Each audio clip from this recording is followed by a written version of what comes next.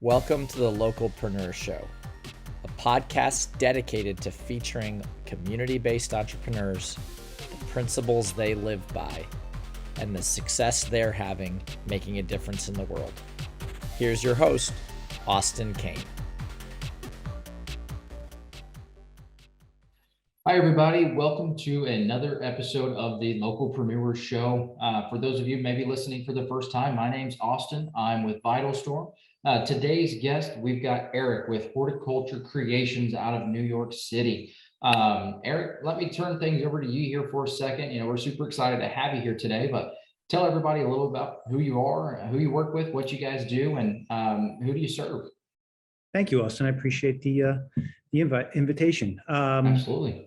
So my name is Eric Wegweiser. I'm with a company called Horticultural Creations. It's a company that has been in business since 1976, and we help our companies, our clients, tell their stories. And what do we mean by that? We provide interior and exterior landscaping services for commercial corporations here in New York City. We deal mostly with Class A buildings, Fortune 500 companies, and hospitality. To provide that very first impression, that brand recognition, if you will, when you're walking through those doors. Absolutely. Well, perfect. I'm sure it keeps you guys busy being up there with all those buildings and all those businesses. So I'm sure you guys are busy around the clock up there. Well, perfect. Well, I'm excited to hear a little bit more about your story, kind of some of the things that you guys do and how you guys really kind of shape the businesses and how you affect their personality and just kind of how you shape the community around you. Just a quick refresher or a recap about the Localpreneur Show. Really what we're here to talk about today is how these local businesses are making a difference in their communities, whether it's through their community involvement or some of the projects that they work on. And they're just simply giving back to the community. They're changing the lives of the people around them. And so we're here to share those stories. So Eric, let's talk a little bit about your organization and the impact that you guys are making in the local community. What are some of the things that you guys are who you're partnering with, or maybe something that you guys are doing that maybe a little bit above and beyond the normal kind of day-to-day services you guys offer your clients? Sure. Some of the organizations that local charities that we provide funding for and work with is the Hamilton Madison House, which is a dear project of ours. It helps communities of the Lower East Side as well as the Chinatown families improve their environment, improve their way of life, and that to us that's very significant, very important. Convent House is another organization that we're very involved with. It's basically a shelter, a homeless shelter for youth and adolescents, and to us that's a very dear thing that we deal with. We have a couple of employees that have gone through that process, unfortunately. And just listening to their stories, this organization really resonated with us and our team to help as well. We also work with the Lower East Side Prep School, which is actually a public high school in the Lower East Side. So many of the existing students need clothing and food, and it's a big part of a food drive and clothes drive that we do every single year for them as well. And then we just do small things. I mean, we've done a big part of our business is holiday decorations. We fabricate and design and install holiday decorations that you see on 5th and 6th Avenue, but we've also provided them for the local Ladder 8, which is the original Ghostbusters building that you saw on TV. Oh, wow, yeah. Today. We provide the holiday decorations for them, for the first precinct as well. After 9/11 being down in the lower Manhattan region, just to see the sacrifices that they all made, what better way than to try to give back to as minutiae as it may seem. It's just somewhat of a give back for all their efforts that they provided for the lower Manhattan community and for the world for that matter. Yeah, no, absolutely. And it sounds like you guys are really kind of, diverse in all the different organizations and community projects you guys are kind of plugging yourselves into. What are some of the reasons or why did you guys partner up with these organizations? How did you come across them? What makes them special to you guys? Well, like I said, the Common House was a project that it resonated with us because we have a few employees that actually have gone through that. Um, the Hamilton Madison House, actually, we found them through one of our partners who we work with, providing florals and holiday decor and exterior landscaping services. And this was something that was dear to their heart. And, we, not just from a client perspective, but you become friends, right? And so, 20, 30 years of a relationship with these folks, it really, you start to talk about a lot of these little things, make a difference in your lives. And how can we also partner up together and be a part of that? And so we found some of the organizations through that. And some of the organizations we just found through, being part of the community and the neighborhood, and wanted to respond and be a part of that, that being, helpful and being able to give back. Yeah, no, absolutely. And just being a part of these organizations and going out there and doing these projects or doing the food drives or the clothes drive, what's just the general impact that you see that you guys are being able to make in your community, whether it's maybe you have a story to share of, maybe somebody that you were able to help and you followed up with them and maybe there was a huge impact. Just what do you see that you guys were able to accomplish by doing some of these things? It's tremendous. I mean, it's there's nothing more self-rewarding, in my opinion, than seeing the looks and the feel of the individuals that your lives that you're touching on a positive note. Especially with so much negativity that goes on in the world and what everybody's going through on a daily basis. To give back and have that positive impact is huge. We did one in particular that really resonated with me was Hope for Kai. This is a little boy that at 5 years old, we're going back some time now, but he was 5 at the time and he needed a bone marrow drive, bone marrow.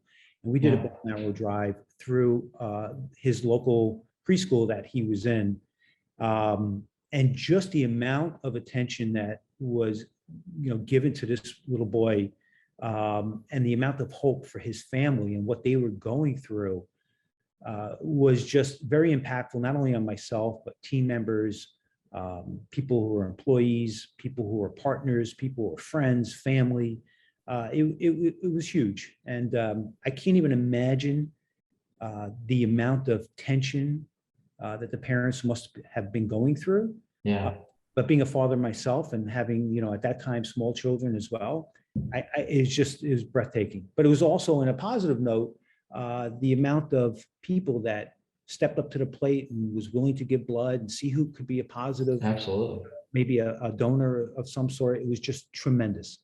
Yeah, no, absolutely. I've got a couple of young kids myself. So yeah, I can only imagine being in those parents' shoes and just seeing the community come together and everybody helping out and pitching in to find that solution to help their child. So it's really cool to hear that you guys were a part of that. And, even though you guys are, mainly doing decorations and appearances for buildings, you're stepping in to help with this drive as well. So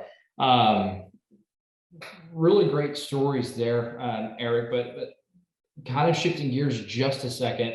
Tell us about maybe a time that you guys did a project or you did some sort of service for somebody, and maybe out of the goodness of your heart, maybe you just know that this needed to be done and maybe they didn't have the means paid for or pay full price for it, whatever it might be. If you have a story, tell a story about maybe somebody who stepped in and you provided something kind of maybe special and went above and beyond for somebody.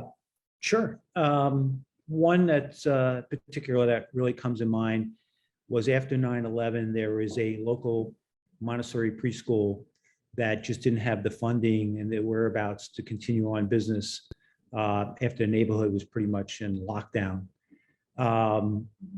We just from passing through the neighborhood, constantly saying hello in the morning, going into and from work, you become friends with a lot of the local people. And this particular woman needed a place to restart and to, rebuild her school. We had a very small location at the time, and we had an area where she can actually start to build the school. And we provided her with a free rent, a location to start. We beautified the area with plants, and I know Montessori does a lot of things especially with math, with counting seeds and planting and things of that nature. And we provided all those type of things as well. And fortunately, the school took off. It outgrew our space, and although they maintained a location in our space, they also branched out to the financial district, and there we were able, once again, we provided all the plants and planters and things, not only to beautify it, but also from an educational standpoint as well. And it was an extremely rewarding thing just to watch this young woman who really worked. I've never seen anybody work that hard. And it was great to be a part of that and help pitch in. Yeah, no, absolutely. I can only imagine, especially being in that area when 9/11 happened, and, it affecting your, maybe your goals in some unforeseen circumstances, and you guys being able to step in and help her continue to achieve those goals, and even maybe grow past the goals that she had set for herself. And, just again, you guys stepping in and doing something outside of your normal day-to-day role to help, someone else in the community better the lives of multiple other people in the community. So just the kind of the chain reaction there. One other part, obviously you guys are really involved in the community. You're doing things, whether it's helping students or other fellow business owners, or just, the things that you guys do, helping other businesses look attractive to their potential customers or clients, or just the day-to-day people that pass by. What about the people within your organization? Obviously you guys are running a great business, but what's kind of the general impact that you guys make on the people that are there in your organization, and keep them with the positive energy, wanting to help give back to the community and do some of the things that you guys have your visions and values set on? That's a great question. So this company was started by my father, who was a starving artist, to say the least, back in the mid 70s.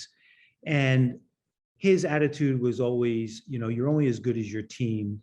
And, really, we work very physically, very, very hard, and we understand what it takes to do what we do for our clients. And there's a lot of empathy that goes along with that. And with that being said, it's always been about helping, your team members, helping your employees. So what does that mean? What did we do?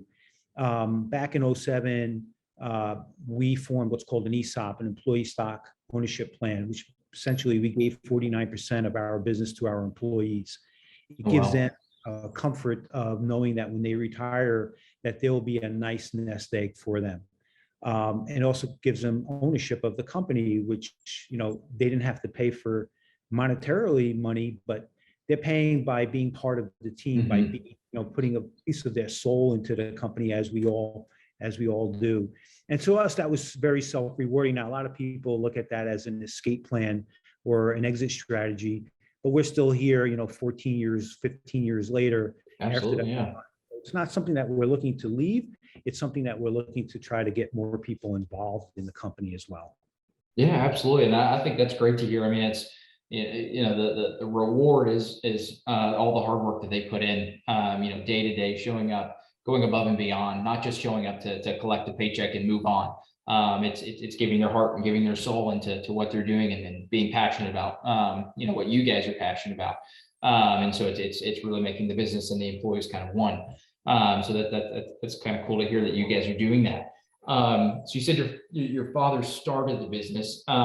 You had any stories about maybe anyone in particular in the organization, maybe yourself, where the things that you guys provide to the people within your organization has maybe helped somebody grow substantially, maybe gone off and done something on their own, or just maybe did something that was very unique within your organization? Any particular person that maybe you wanted to highlight here today on the show? Sure. There's a few, but one that comes across my mind is a gentleman by the name of Tommy Crowley. He came up through shelters. He came up through a very broken household, never completed high school.